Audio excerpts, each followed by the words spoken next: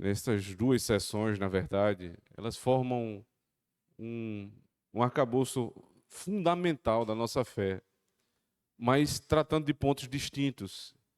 E eu gastaria muito tempo se eu fosse explicar as duas sessões.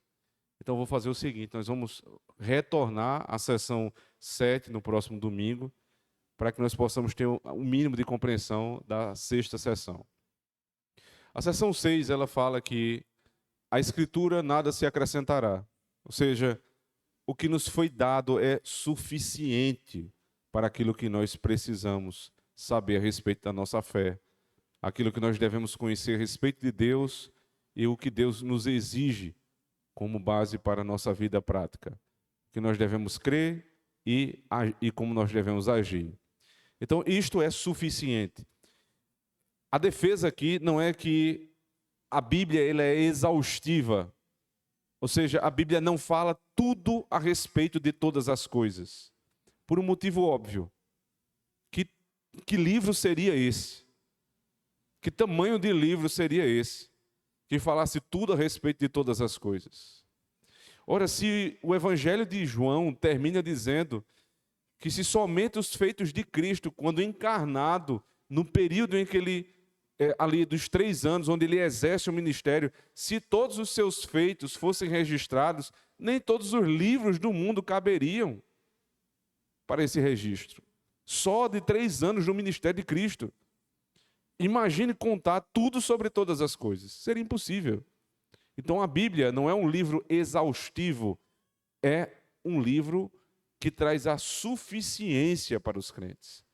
Ele é um livro suficiente, necessário, e então todas as nossas necessidades são supridas nele. Dito isto, se é suficiente, eu não preciso de absolutamente mais nada. É por isso que eu não devo buscar as novas revelações, porque ou a Bíblia é suficiente, ou elas existem. As duas coisas são impossíveis de serem harmonizadas numa única frase. Se o que vai ser me dito em novas revelações não está na Bíblia, porque a Bíblia é a minha base de fé e prática, eu devo rejeitá-las. Ora, então se eu devo rejeitar é porque é heresia. Mas se o que vai ser me dito está em conformidade com a Bíblia, se torna desnecessário, porque já está na Bíblia. Por isso que nós devemos entender que a revelação que os crentes precisam foi toda escrita, como na primeira sessão nos foi informada, para que as tendências maliciosas do nosso próprio coração e também as sugestões de Satanás nos sejam retiradas, a fim de que nós tenhamos segurança na nossa fé. Então isso fica muito claro. Nós temos a única base de fé na Escritura, não nas tradições dos homens. E esta Escritura precisa ser interpretada. Ela é suficiente, mas ela precisa ser interpretada. Texto bíblico, escrito em grego e hebraico, Novo e Antigo Testamento, respectivamente, formam a palavra de Deus. Os 66 livros que formam a palavra de Deus. Mas a interpretação desses livros precisa ser feita à luz do Espírito. O Espírito agiu ao longo de toda a história da revelação e ao longo de toda a história da igreja, usando de muitos homens que produziram excelentes documentos de fé que nos auxiliam para esta interpretação. Não utilizar os documentos de fé é soberba, porque desprezar a obra do Espírito ao longo da história. Desprezar os credos, desprezar as confissões, desprezar os cânones e os demais catecismos, é simplesmente ignorar que Deus agiu ao longo da história para nos dar uma interpretação segura da Escritura.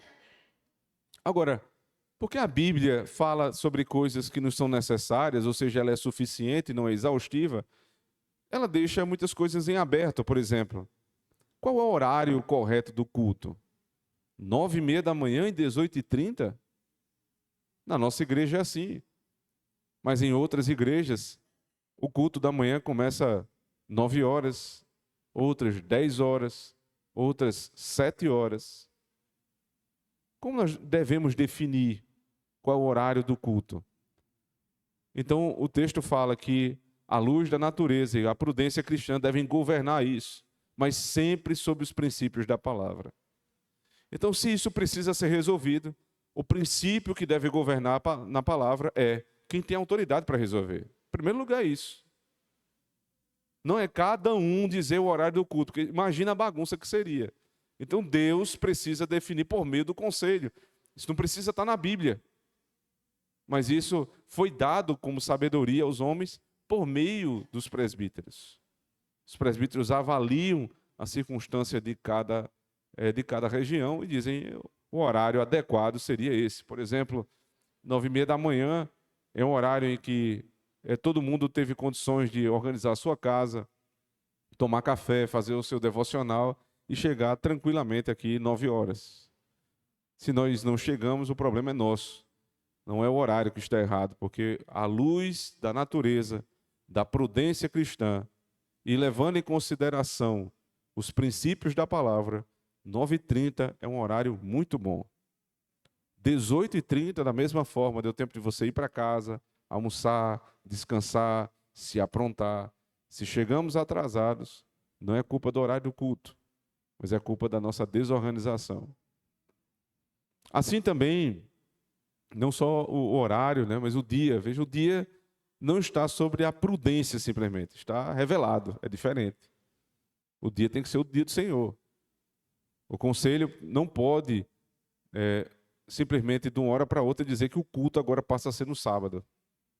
O conselho tem até autoridade para dizer que nós vamos ter um outro trabalho de adoração em outro dia. É possível, o conselho tem autoridade para isso. Por exemplo, quando o presbitério vai ser aberto em determinado dia, né? A abertura do presbitério é na quarta-feira, geralmente é assim. Então, o concílio vai se reunir, mas as igrejas convocam para o culto. Então, vai ter um culto na igreja presbiteriana Renascer. O conselho daquela igreja pode convocar os seus membros para na quarta-feira estarem ali, porque tem autoridade para tal. Não substituindo o culto do domingo, mas eles têm autoridade para convocar os membros da igreja.